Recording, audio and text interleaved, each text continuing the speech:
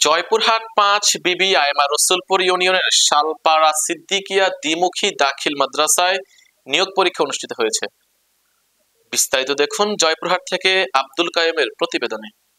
শালপাড়া সিদ্দিকিয়া দ্বিমুখী দাখিল মাদ্রাসায় পরিচ্ছন্নতা কর্মী ও ল্যাব সহকারী পদে মাদ্রাসার হল রুমে ১১ জন পরীক্ষায় অংশগ্রহণ করে যথারীতিভাবে নিয়ম মাফিক লিখিত পরীক্ষা ও মৌখিক পরীক্ষা সম্পন্ন করেন।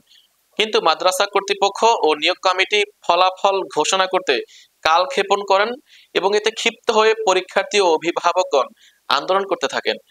এ বিষয়ে ৫ বিবি উপজেলা নির্বাহী অফিসার মোহাম্মদ সেলিম আহমেদের নজরে আসলে তিনি কঠোরভাবে পদক্ষেপ গ্রহণ করায় বাধ্য হয়ে ফলাফল ঘোষণা করেন উপজেলা মাধ্যমিক শিক্ষা কর্মকর্তা মোহাম্মদ তোফাজ্জল হোসেন।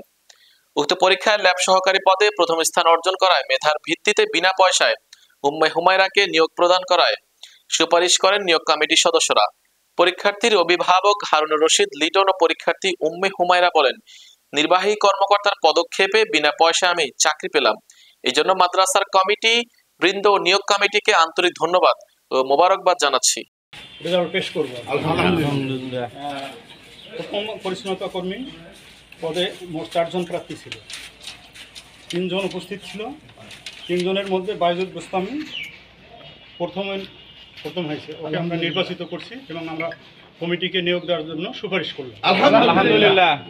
আচ্ছা, দ্বিতীয়ত যে পদটা নিয়ে এতক্ষণ ধরে আপনারা অপেক্ষা করছেন, গবেষণাগার বা ল্যাব সহকারী, সেই পদের আমরা মূল্যায়ন করছি। মূল্যায়নে আমার কাছে আমাদের খাতাপত্র, ভাইবা এবং সনদপত্রের ভিত্তিতে উম্মে হুমায়রা নির্বাচিত হয়েছেন। দ্বিতীয় হয়েছেন মাহবুবা আক্তার।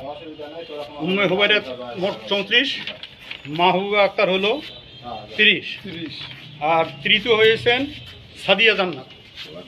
এইটুকু আমরা রেজাল্ট আমরা দিলাম এবং আমরা কমিটিকে সুপারিশ করব। এটা পরবর্তীতে তারা ডিসিশন নিয়ে নিয়োগ দিবে তারা।